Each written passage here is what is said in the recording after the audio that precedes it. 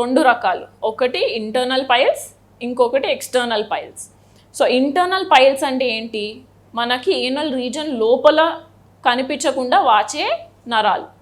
External piles అంటే మనకి బయటకి కనిపిస్తా ఏనల్ రీజన్ దగ్గర మనకు కొన్నిసార్లు వాపులాగా కనిపిస్తుంది. సో వీటిని ఎక్స్టర్నల్ పైల్స్ అంటాం.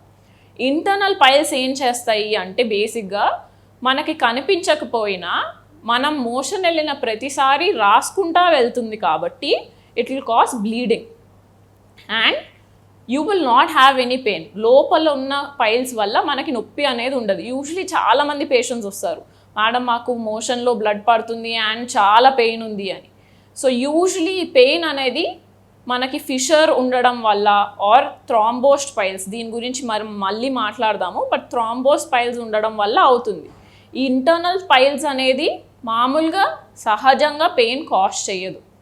ఎక్స్టర్నల్ పైల్స్ అంటే ఏంటి అంటే మనకి నార్మల్గా ఏనల్ రీజన్లో స్కిన్ కింద కొంచెం వాసి ఉంటాయి.